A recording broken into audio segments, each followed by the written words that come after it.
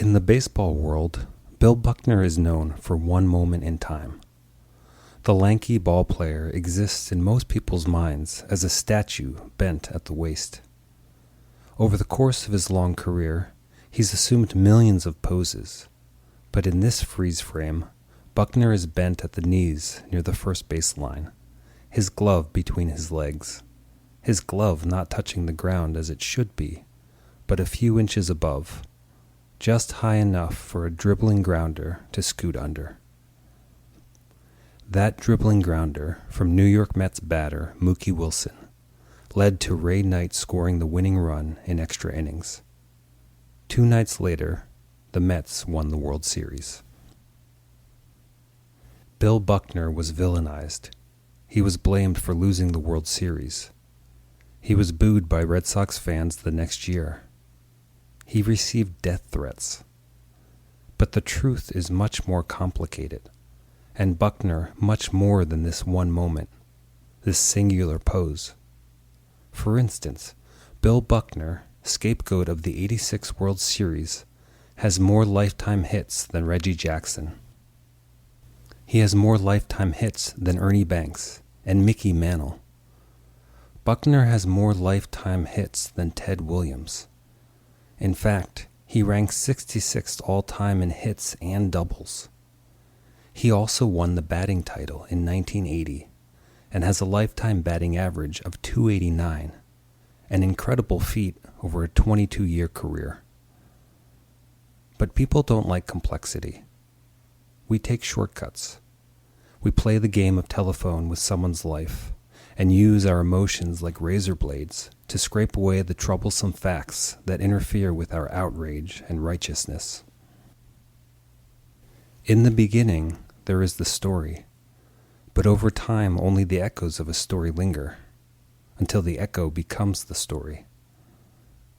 In this 3-part series, I trace 3 echoes back to the original source, to understand what really happened, and why things turned out the way they did, during the games and after.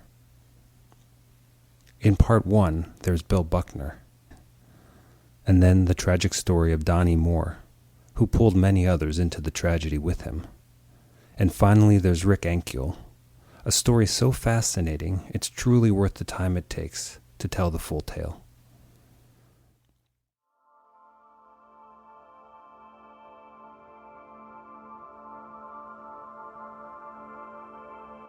You're listening to the Midnight Library of Baseball, where there are no loud noises, no jarring music, only nostalgic, thought-provoking, emotional stories about baseball.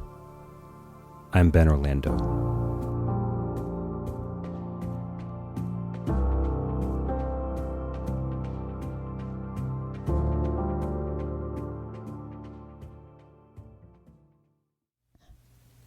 Bill Buckner was well into the twilight of his career, bruised and battered by the time he jogged out to first base that fateful night in 1986.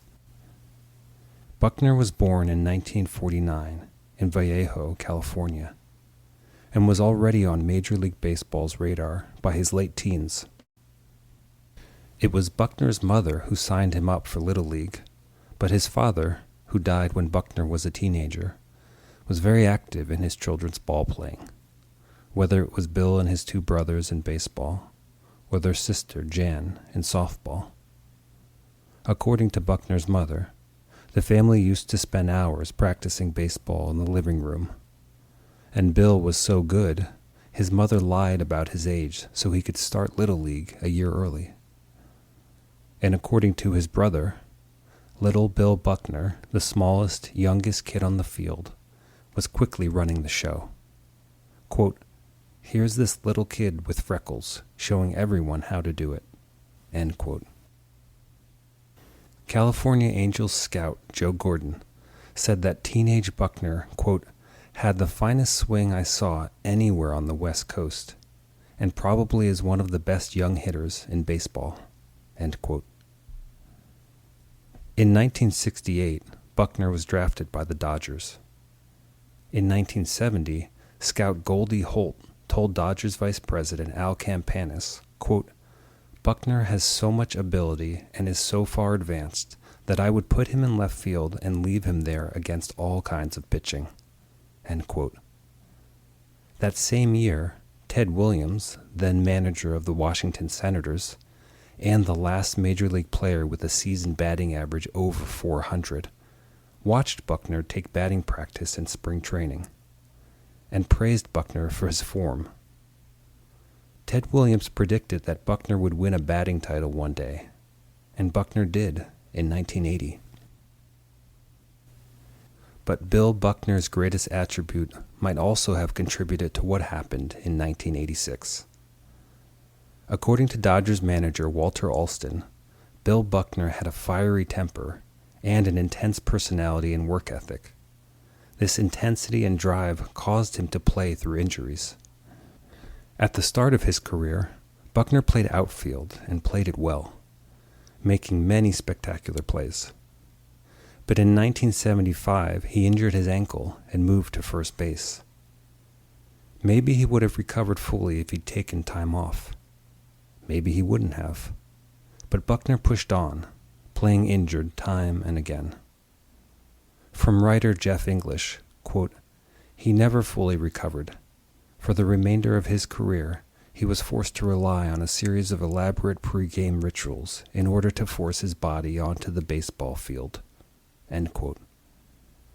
And even with an ankle injury that never fully recovered, Buckner went on to win a batting title in 1980 and played at an elite level for the next 15 years.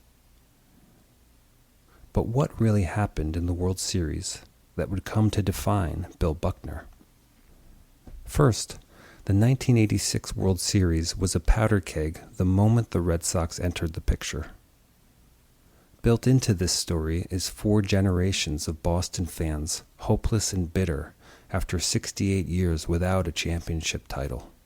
Men, women, and children who used baseball as an outlet for the inner turmoil they didn't know how to deal with. This is sports, for better or worse, for millions of people. And for Red Sox fans, this was a chance for redemption. Maybe I'm struggling in my job. Maybe my relationship is tanked. Maybe my life hasn't turned out the way I'd imagined. Maybe I'm depressed and anxious and fight to get out of bed in the morning. But if the Red Sox can finally win the World Series, somehow my life will be better. My life will have meaning, if only for that moment, if only for a little while. And that little boost will get me through the next day, the next week and month. And if this miracle is possible, if after such a long drought, the Red Sox can break the curse of the Bambino, maybe something extraordinary is possible with my life. In 1986, the Red Sox make the playoffs, and hope rises. They defeat the California Angels in the American League Championship, and hope climbs even higher. Then the Red Sox take a 3-2 lead in the World Series, and are leading Game 6 with 2 outs and 2 strikes, and hope reaches out and touches the top of the mountain before it's smacked out of the sky. The fall is long and hard, and when hope finally crashes to the ground, it's like a meteor. It crushes happiness and excitement. It causes bitterness and rage. It wants someone to blame, to hate, to murder. And it finds Bill Buckner. For a brief aside, I think it's important to explain the curse of the Bambino, which many of you are familiar with, but some of you aren't. The curse of the Bambino may be one of the top baseball voodoo hexes ever to have existed.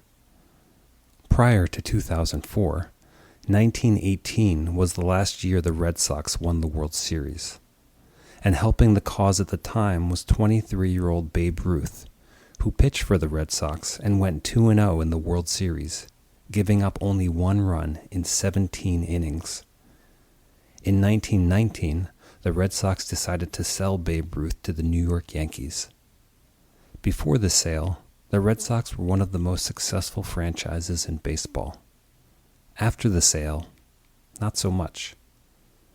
the Red Sox plummeted in the rankings soon after. And after 1918, they reached the playoffs or World Series 10 times before finally winning it all in 2004. And the curse was so serious that in the 1970s there was a road sign in Boston that read, "Reverse Curve," and someone graffitied the sign to read, "Reverse the Curse." Now you'd expect the sign was put there to inform drivers and help them be safer. But city officials in Boston would not touch the sign in its new form, and it remained there, like that, for 50 years, until 2004 when the Red Sox finally won the World Series. This is all to say that people's lives were wrapped up in the Red Sox, in the World Series, and in what happened with Bill Buckner. But what happened in the rest of the game?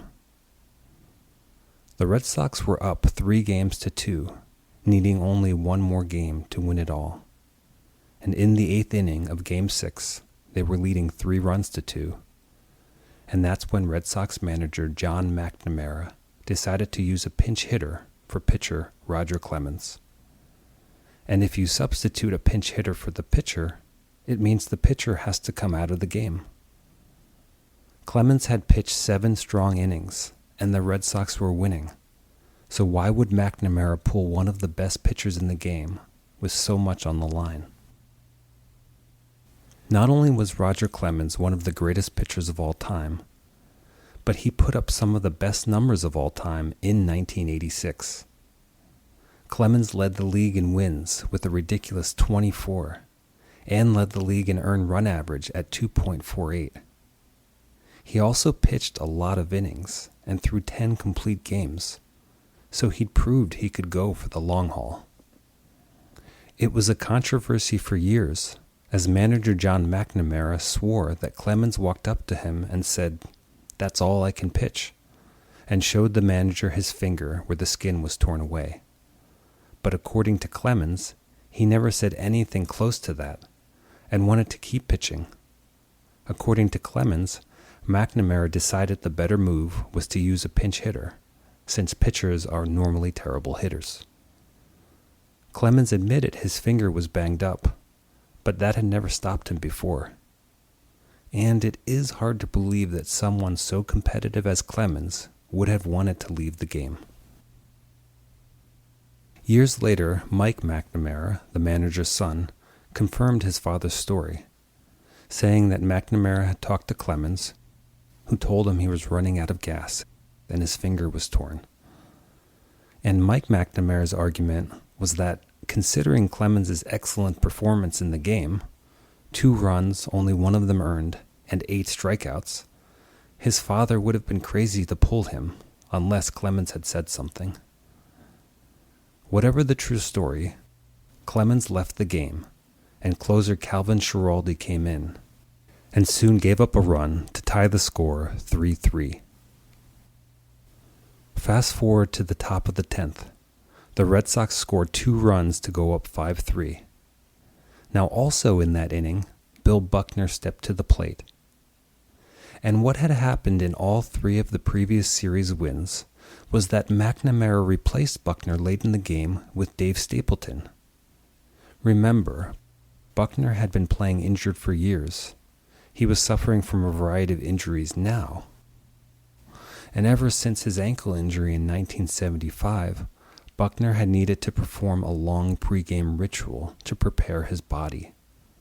But in this game, in the 10th inning, McNamara left Buckner in the game, even after the Mets pitcher beamed Buckner in the hip. In defending his decision, McNamara said he left Buckner in the game because he felt Buckner deserved to be on the field when they won.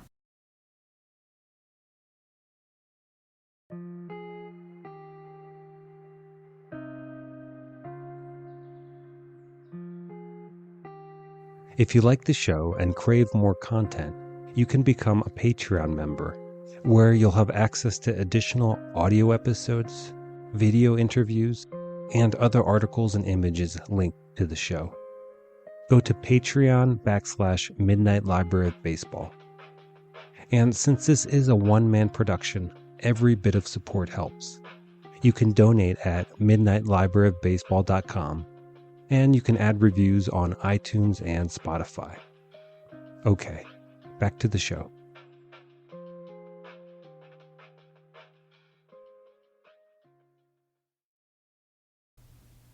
In the bottom of the 10th inning, the first two Mets hitters quickly flied out, meaning the Red Sox were up by 2 with 2 outs and only one more out needed to win their first World Series in 68 years.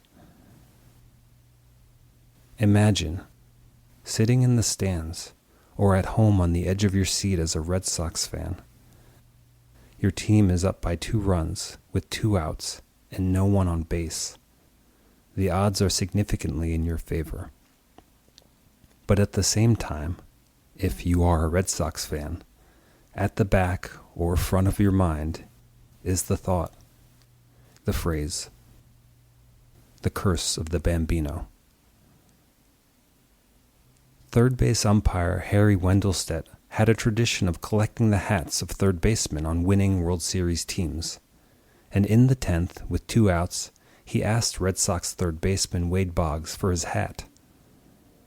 "It's not over yet," Boggs told Wendelstedt, and returned to his crouch. The next hitter was Gary Carter, who managed a single to keep the Mets alive. Next up was rookie Kevin Mitchell, and Mitchell scored a hit. The next hitter was Ray Knight, who, with 2 strikes, scored another base hit, driving in Carter from second and sending Kevin Mitchell to third. Now the score was 5-4, Red Sox still ahead. Finally, McNamara pulled Calvin Schiraldi, replacing him with Bob Stanley. Imagine the anxiety at this point in the players, in the announcers, in the fans. I'm feeling a bit anxious now, and I'm recalling a moment that happened and played out almost 40 years ago. The next batter was Mookie Wilson. With 2 balls and 2 strikes, Bob Stanley throws a breaking ball that drops and hits the dirt in front of Wilson, who dives to get out of the way. The Red Sox catcher, Rich Gedman, is not able to field the ball, and Kevin Mitchell races home to score the tying run. Mookie Wilson stays alive for 10 pitches, and on that 10th pitch, he hits a dribbling grounder toward first. Bill Buckner, knowing the speed of Wilson, charges the ball, bends down, but does not bend enough, and the ball rolls under his glove. And Ray Knight runs home and jumps on home plate. One reason for the outrage that followed was the supposed ease of the play. From journalist Chris Landers, quote, "The ball seems to mosey along, almost slowing down as it passes first base.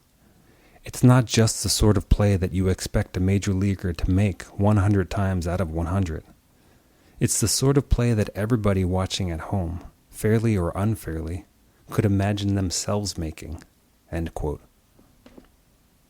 So before Bill Buckner made his infamous error, there were many, many people who contributed to the loss. And there was also a chance that, had Buckner fielded the ball cleanly, Mookie Wilson would have reached first safely, and Ray Knight would have scored anyway. Mookie Wilson was known as a very fast runner. In fact, in an ESPN poll of the fastest Mets of all time, Mookie Wilson ranked number 2. And remember, this was Game 6, not Game 7. In Game 7, 2 nights later, the Red Sox jumped out to a 3-0 lead in the second. The Mets came back and tied the game until the 7th when they pulled ahead. In the 8th, down 6-3, Bill Buckner hit a single which started a rally, but the Red Sox managed only 2 runs, and they would not get any closer. The Mets won the game 8-5 and won the World Series. When I think about young Bill Buckner practicing baseball in his living room with his family, dedicated and determined to the game he loved. I think of him at first base in the 10th inning, with that ball from Mookie Wilson rolling toward him. And I think, there is nothing this man wants more in the world, in this moment, than to cleanly field this ball and help his team win. And I wonder, what would it have been like for every baseball fan watching the game to have stood there and sincerely felt the pain Buckner must have been feeling? It's heartbreaking seeing him there, devastated. But the fans, the media, they did not stand with him in a place of understanding. Contrast this dynamic with what happened in 2023 with Philly shortstop Trey Turner. Turner had been traded from the Dodgers and typically posted amazing numbers year after year. But for months in Philadelphia, Turner continued to slump, to struggle, until the Phillies manager dropped Turner from third in the batting lineup to seventh. This is when sports radio host Jack Fritz decided to try to lift up the athlete instead of tear him down. On his show, Fritz urged fans to recognize how much this human being was struggling, and why not stop yelling and give the man support.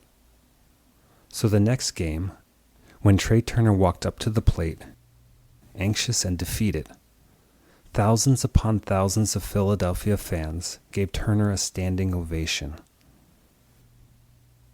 Can you imagine? You're in a horrible slump. You feel like you're letting down all of these people, and suddenly they rise and give you a hug the size of a stadium. They tell you, it's okay. We love you. And Turner quickly responded, homering in the next game. A month after the ovation, Turner's batting average had climbed 26 points. His home runs and RBIs had nearly doubled, and his OPS, which is on-base percentage plus slugging percentage, jumped 99 points, which is huge. Turner said, quote, "I appreciated it a lot. My family appreciated it a lot too, and it seemed to be the big turnaround factor." End quote. From Jack Fritz, quote, "This is a human moment, and I think it just connected with people on a human level." End quote. How nice is that? Now imagine at the start of Game 7 of the 1986 World Series, Bill Buckner walks onto the field after just making the most painful mistake of his baseball career. And the fans, instead of yelling, instead of calling for his head on a pike, rise from their seats and give this heartbroken, suffering human a standing ovation. This is a human moment, Jack Fritz said. But we are humans, all the time. What would happen if we remembered this more often?